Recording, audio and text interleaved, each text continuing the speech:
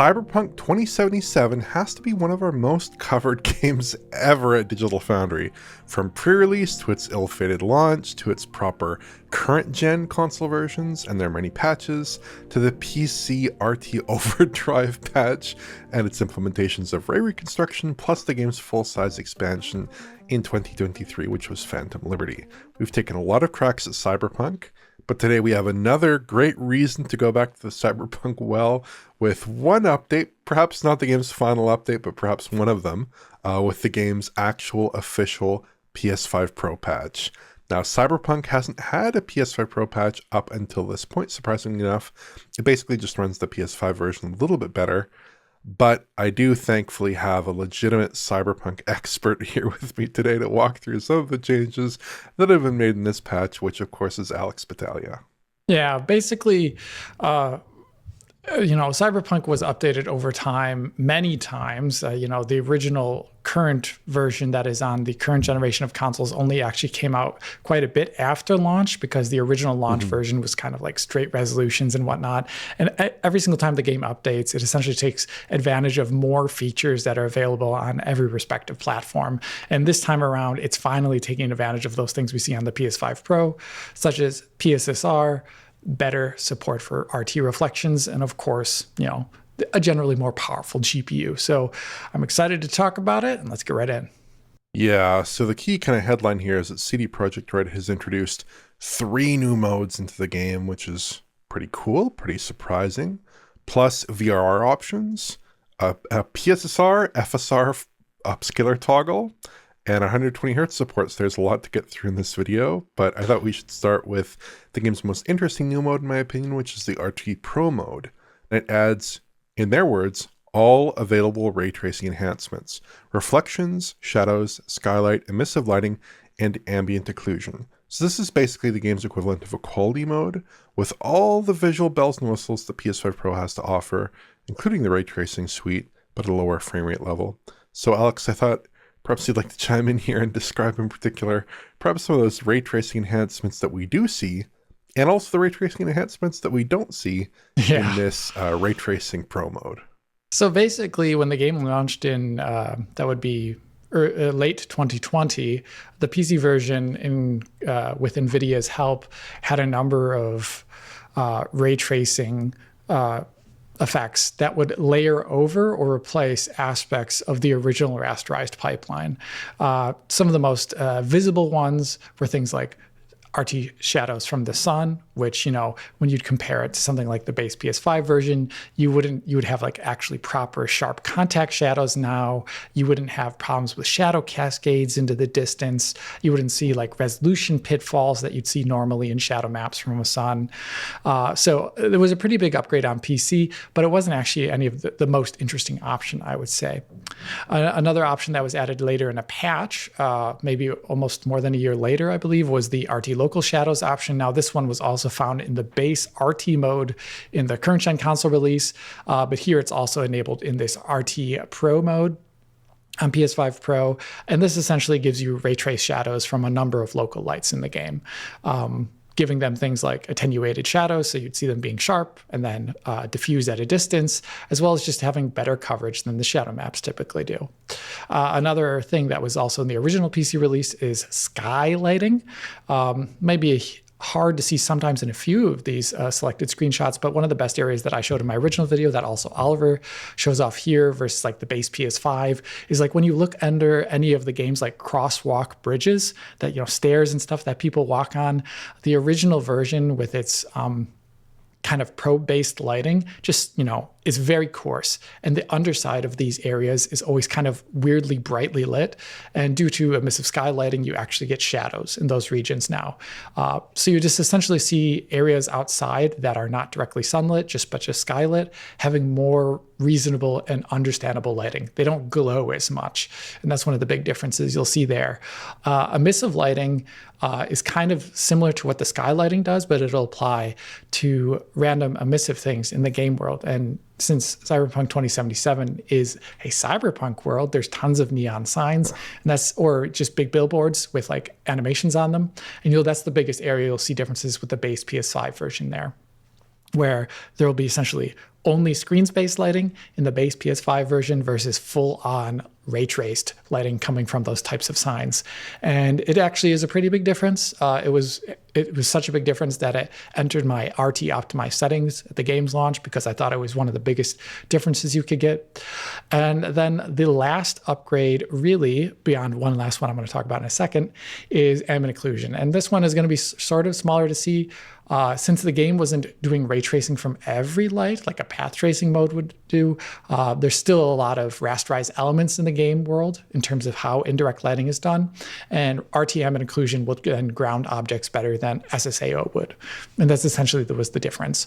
One thing that is in here, but is quite a bit different than the PC version, is a version of RT reflections. Now on PC, without path tracing on, the RT reflections option applies to both transparent elements in the game world, so you'd see it in glass and whatnot, but then also to every single like metallic plastic piece in the game world. And here, very specifically, the RT reflections that are added appear to only apply to the windows from cars. So if you look at a ground in any one given area in Cyberpunk 2077 in this PS5 Pro patch, and you move the camera up and down, you're still going to see SSR artifacting and just SSR look, which looks quite different than the RT reflections. And instead, you'll get RT reflections just really on the windows of cars, if I'm not mistaken, which is it's limited, but it kind of makes sense. And we can talk a little bit about why it makes sense. But what were your first impressions here, Oliver, of this RT Pro mode? Yeah, so actually I would say on the car side of things, on the RT reflection side of things, I would say that I was able to see some RT reflections in the bodywork as well, but only of cars that were very glossy, right? Right. So if you have a car with a more diffuse surface, it was falling back on other techniques. But I was seeing a little bit of RT reflections in the car body work as well, but that was like pretty limited. It is primarily the windows, and it is really like the pin sharpness that you tend to see. I don't really think that, probably for maybe for performance reasons, they aren't calculating more diffuse reflections. But yeah, in general, I mean, it looks quite handsome, I would say, with this RT suite. The RT shadows make a big difference, I think, especially with like those nice distant views where you get super coherent shadows at a distance. The RT emissive lighting makes a surprising amount of difference, where you get those nice self-lit surfaces that actually contribute proper light to the scene instead of relying on like, the typical raster bag of tricks that we tend to see. And it's a really big deal for Cyberpunk. RTAO makes a surprising difference in some scenes, I would say, in like more naturalistic areas with foliage. Tend to notice more differences there, but perhaps in the city areas, not quite as much. And yeah, those RT reflections, it's kind of unfortunate, I think, to not get a more fulsome implementation of this, because I feel like that was actually one of the more important RT elements in the original game. Like when you go back to your optimized RT settings, I'm pretty sure, back in 2020, you were telling people to use RT reflections. So I was kind of a shame. Yeah, kind of a shame that hasn't been implemented in a more significant manner here. But yeah, I think this is a pretty good suite of ray tracing enhancements. I actually took a look at this relative to PC in a very kind of crude way. I took a look at the game basically with the Psycho RT setting, or I think it was the Ultra RT setting, not Psycho, but Ultra RT setting on PC, and which is basically the game with the standard RT close to maxed. And it looks similar enough in some respects. I mean, obviously it's not all the way there. I don't mean to say that it is, but outside of losing the RT reflections, which is pretty considerable, at least on most surfaces, it looks similar enough, which is quite handsome. Then of course you go to RT Overdrive and it's like a totally different story in terms of the game's lighting presentation. So it's not quite there by any means, but it is a pretty, they did put in a lot of ray tracing here. Like for a PS5 Pro game, there is a lot of ray tracing in here, a lot of discrete ray tracing effects, which is quite nice. In terms of the other elements of this mode, image quality I would say is very good, at least by default. Now I'll touch on that by default later, but by default the game uses PSSR, and it uses the new PSSR. So even when you like go into the system settings and you toggle PSSR, new PSSR on or off, enhanced PSSR on or off, it still uses the new PSSR in both modes. So it's always using the new PSSR. It's using about a 1440p internal res going to 4K output, which is pretty good. Definitely better than before with FSR 2.1 and PS5.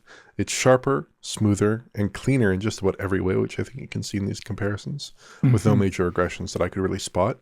And FSR 2.1 pain points like animated, textures, things like this, billboards, whatever, all much better on with the new PSSR, I would say. The biggest image quality issue, though, is arguably unresolved, which I think just comes down to pop-in, which is a significant issue with Cyberpunk across all versions. Basically, the game, like when you're driving at speed and moving around the environment, it doesn't really matter how stably you can resolve like a texture detail or a signpost or something when things are just popping in all the time. So it's kind of an annoyance, but that's not really a fault of anything that PSSR happens to be doing in this game. Hmm. Also, the game also heavily uses hardware VRS, which I noticed with the Xbox versions actually. When I took a look at Phantom Liberty, that they used hardware VRS. PS5 Pro also uses hardware VRS, but it actually isn't that noticeable in the final image, I would say. Mostly just in like these screen grabs that I can take when the camera's spinning around. Um, for performance, at 60 hertz output, it's generally a locked 30 FPS. Might be some minor fluctuations, but what I got was like a pretty solid 30 FPS. But there is a version of this mode that targets 40 FPS instead at 120 hertz output. And like a lot of other games I think that we tend to see here, there's not too much of a difference between the 30 FPS and 40 FPS modes. Versions of this mode, I should say, because it still appears to target 4K output, still has all the same ray tracing effects. I think it's basically just a question of internal resolution that's basically differing between those two modes. It has a very stable performance level, but there are some dips, and it does go down to like the 30s in more intense scenes, which is unfortunate, but not too bad there. So yeah, just a couple thoughts on the RT Pro mode. I don't know if you have any final thoughts on that mode, or perhaps we can talk about other modes No, that we have I do discussed actually so have a far. handful just to explain Yeah. why they would want to do RT reflections in full here. Just Hmm. because the game did at one point update to include what is called clear coat on some of the cars in the games. And so Hmm. that what that would do is it would make it so that you would have a layered, super very coherent reflection, almost like a mirror reflection on the hood of a car. And then below that, it would have the like very dull reflection. And that's like a two layered reflection effect that is kind of expensive. So here you're describing it being attached to some very specific cars like that just have like super coherent reflections makes a lot of sense. Right. And the reason why I think they would have done that is like you said earlier, performance. When you do rough reflections on a surface, they're very expensive for like three reasons. One, the rays that bounce off of a surface that is like more diffuse, that is like less coherent on the GPU, and it kind of thrashes the GPU. It doesn't use it in a very good way. And then secondly, shading a surface like that is, shading the sample that's retrieved is actually very expensive because you have to run the whole maths equation regarding what the surface should look like, and these are more expensive. And versus just a mirror reflection, which just returns back like, some very, very simplistic shading model. And then the third reason is because denoising, you'd have to denoise it then versus a more mirror-like reflection, which you really actually don't even have to denoise sometimes. So there's I think that's probably the reason why they didn't include it. And like you said, it Hmm. is somewhat of a shame because it was actually one of the original things I added in my optimized settings back in the day because I thought it was transformative enough. But here, like you said, they made some choices here regarding resolution, and maybe that's one of the reasons why they didn't have the GPU left over to implement such a feature. Yeah, I would definitely agree. Overall, like it's nice mode, added a lot of stuff in there, but could have possibly done more, I would say. But it's still doing a lot for what is basically a PS5 Pro game operating at 1440p, which is a PS5 Pro game rather operating at 1440p, which is quite a high resolution. But there are some other modes I think we should touch on. One of them is called the ray tracing mode, not to be confused with Ray Tracing Pro, and it basically enables ray trace reflections, but the same kind of ray trace reflections that we saw in RT Pro mode, so just in the car clear coat, on the car paint, and on the car windows. And then it also uses RT shadows, which is quite nice for both local and sun shadows. And according to CD Projekt, they recommend this mode for new players who are seeking to enjoy Cyberpunk. So yeah, I would say here the RT shadows are still very impactful, still very important, make a big difference in the game's visual presentation in a lot of areas.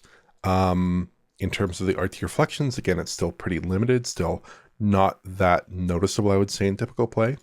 Image quality, though, is a big step up from anything we saw on PS5. Internally, this is about a 1440p resolution still.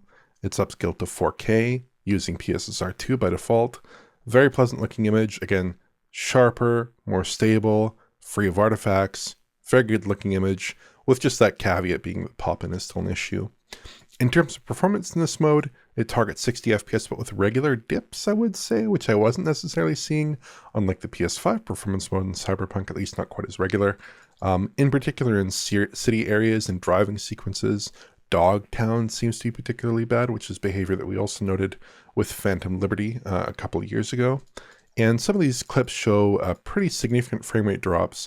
And the game also tears, although I had a hard time getting the tearing to track with my tools on PS5, so I've omitted the tears from these graphs, but if you look up at the top 20% or so of the screen, you do see some tearing in that region when the game is dropping frames, which will be apparent on a non-VRR screen. With VRR, though, it does have a VR mode. It does hew close to 60 FPS. I think it is using DRS to try to target about 60 FPS, but it does technically vary here. So it's not just locked to 60 FPS. It can go up, it can go down. The utility of that variance in frame rate is not quite as clear to me, perhaps because it's not doing a whole lot for you necessarily. Because when you have that DRS behavior maintained, you're not going to get a whole lot of juice out of a 60 hertz console, 60 FPS, 60 hertz console title, even if you do unlock the frame rate. Maybe you get in some scenes we're looking at like 70 FPS, which is not nothing, but it's not that important. So I don't know if you have any thoughts in that mode. That is kind of the canonical mode, I would say, the way to play this game, because it's got a lot more ray tracing than the PS5 ray tracing mode, right? That we used to have before. Got way more ray tracing, target 60 FPS. All in all, not too bad of a deal, I would say. Yeah, it's probably one of the ways that I would probably want to play the game, just because things like shadow maps are distracting quite often. And here, targeting 60 FPS way better. I also think it is a little bit dubious to have a VRR mode here if it is just kind of hovering around it and going above and below it rather randomly. You don't get probably the big benefit of fluidity than just a cap with standard VRR working rather than an unlocked solution. And like you do mention, I do think that this is an area where you start running into CPU limits. The game is already pretty CPU heavy as is, trying to reach 60 FPS, and then just throwing in all this other extra ray tracing related work and draw to that. It makes sense that it buckles, actually, especially on PC, like problematic areas like Dogtown and any of the markets in the game, which have been areas that we've seen in the past that just actually struggle CPU-wise on almost any machine out there. So it all makes sense to me, basically. Yeah, it does make sense. It's slightly unfortunate that it does dip below, but I feel like you can only make so many choices here. I have to pick a bit of a compromise point. I think they've picked a pretty sensible point. And I would also say that it's mostly the open world exploration that bogs down a little bit. It's not so much like the going around interior areas, things like this. There's a lot of content in Cyberpunk that isn't quite as badly CPU limited as going down like the Dogtown Strip in a fast vehicle. That's a different story. But there's one final mode here that I thought we should talk about, which is the performance mode. Now, this mode is pretty straightforward. As far as I can tell, it's very similar to the old performance mode on PS5, but it runs with an internal resolution that is quite a bit higher. So it goes even up all the way up to 4K internally in my counts. And it spends a lot of time around 4K, not that far below 4K. And I think it's going to 4K with PSSR2 here with new PSSR, which is quite nice. Much better quality image, obviously. I don't need to belabor that too much. Obviously, 4K with PSSR2. Pretty attractive image. In terms of performance, it's basically a stable 60 FPS with some one-off dropped frames at times, which is, for Cyberpunk, pretty reasonable performance on kit of this caliber. And that is pretty satisfying. But if you do engage VRR, it has some interesting behavior. So it has what I would technically call an unlocked frame rate, because it is unlocked all the way up to, I think, 120 FPS. Maybe you could get it to hit on 120 FPS in very limited circumstances. But it seems to target 90 FPS. And indeed, in CD Projekt's guidance to us, they did say that it aims for 90 FPS.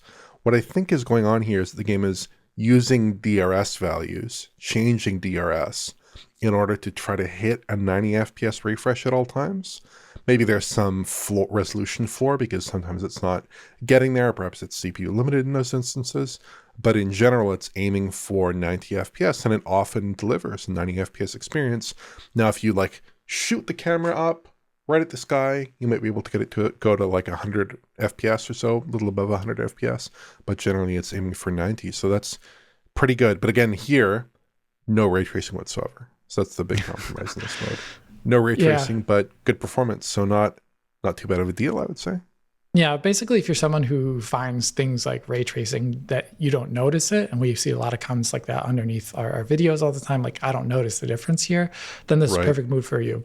The VRR unlocked mode. Essentially, you're going to get a much more fluid frame rate if it's targeting 90 all the time, especially in like firefights and gunfights, where you'd probably want that response more. Unlocked frame rates that aren't hitting VSync also in general are going to have way lower input latency than a VSync presentation. So this is probably really perfect for people like that who want to play the game with the lowest input latency possible. Yeah, if you are of the opinion that ray tracing is an unnecessary frivolity or even a scam, as I've heard it referred to sometimes in the disturbingly recent past, I would advise this mode certainly as an alternative that can get you much better image quality, certainly than the other modes and much higher frame rate levels. I would also say that my guess is that, when I did my counts, I was counting at 60 hertz, right? So at 60 hertz, it's like 4K internal, close to it. I imagine when we're getting up to 90 hertz with the VR at 120 hertz output, we're probably dipping well below that. I did not get counts on that, but that's my presumption at least. Moving on to one last topic area here. The game has an FSR and PSSR toggle. Now, I think this is possibly vestigial, possibly, we can talk about this a bit later, but I think possibly the game was maybe being developed during a period where PSSR and FSR had more similar image quality characteristics, because we obviously know from the old PSSR, it often did not fare too well against FSR even. Sometimes it traded blows with FSR, so perhaps there would be a good reason to have an FSR toggle in your game that predominantly relied on PSSR, used PSSR as the default anti-aliasing and upscaling solution of choice. But yeah, I think in these comparisons, we can pretty clearly see that I think it's pretty unambiguous that PSSR looks better, the new PSSR looks better, and I really would not advise, looking at some of these shots, FSR is breaking up in that kind of classic FSR kind of way. We get those salt and powder patterns of disocclusion. We get really messy edges. We get kind of some ugliness and specular ugliness and texture detail. Like, it's not a travesty or whatever, but it's just PSSR is doing a much better job. So I don't know why you would toggle this personally. I'm also not quite sure why they would ship it.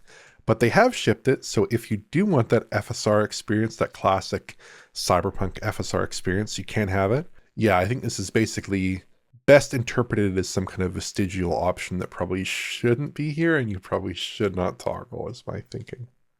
Yeah, basically this is probably, if I were to guess, like at some point in time, this was maybe developed with PSSR 1, and it would be a question to the person playing the game, the player, whether or not they want to use them, because at that time, PSSR 1, as we've called it, would trade blows in an unfavorable way, even with FSR 2 at times, which wasn't good.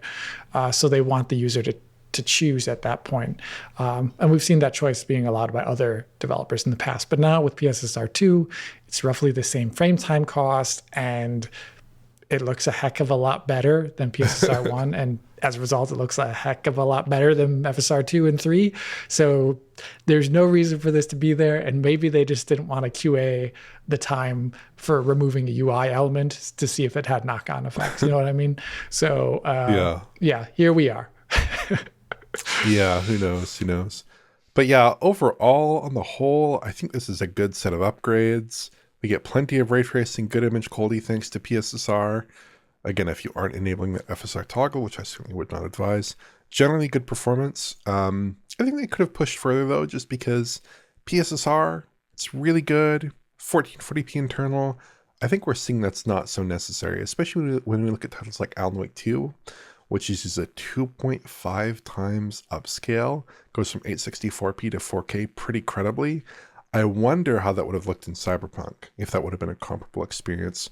I really don't think that at the typical distances people are sitting from 4K TVs, that you need all that pixel count internally. I think you can push it a lot harder to 900p or 1080p or whatever on average. And perhaps, dial in those RT reflections or do something crazy like, who knows, maybe RT overdrive. I mean, I'm just going to put that out there. Maybe it would be like 720p internal. Maybe it would be like 1080p output. Maybe it would be pretty miserable, but I think that would be pretty cool to have actually in a game on console.